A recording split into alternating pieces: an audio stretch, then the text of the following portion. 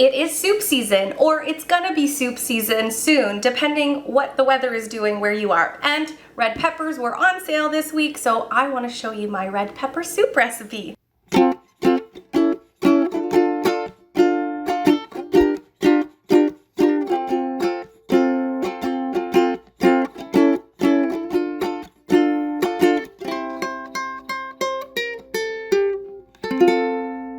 Welcome to the Silly Kitchen. Let's make red pepper soup. It's easy, comforting, and so delicious.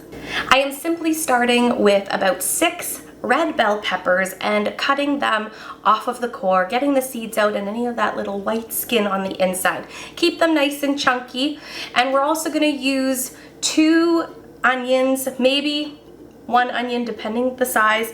You can never have too much onion in a situation like this, so don't worry if you use 1 or 2. And I'm going to use 2 cloves of garlic as well. The garlic cloves stay whole, and the onion, I just remove the sort of thing that holds it together, the end piece and the outside layer, give it a rough chop, and it goes on a sheet pan with my red peppers, a little sprinkle of olive oil all over everything, salt, pepper, and into the oven at 400 degrees it goes. You're gonna need about 30 minutes for this, and you'll see when they're ready, when they're soft and you're getting some color on that skin. Once you're ready to pull those out of the oven, they go directly into your soup pot or stock pot. You're gonna cover the ingredients with vegetable stock or chicken stock, whatever you prefer. I don't really measure how much. You're gonna probably use about 2 cups, but just make sure the ingredients is fully covered. I usually do like medium-high heat just to get it all simmering and bubbling. And then we're gonna continue on with a few more steps. After about 10 minutes or so of simmering, you can turn that down and we are ready to use our immersion blender to blend this smooth. If you don't have an immersion blender, I highly recommend getting one because that way you get to make the soup all in one pot. Otherwise, you have to transfer it into your blender, then blend it, then put it back in your stock pot. And who wants to do that? Immersion blender, tip of the day.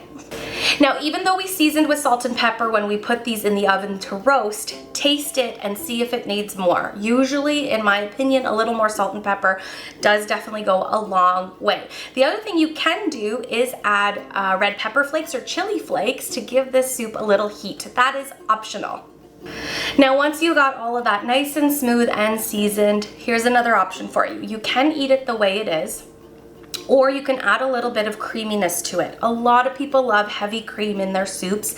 I, for one, I don't need that kind of heavy cream in my life. So you can do soup. We just made soup.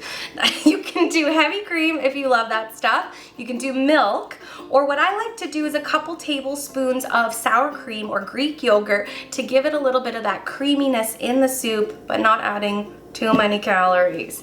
You pick what you want to do. All of those options I have tasted and they work great.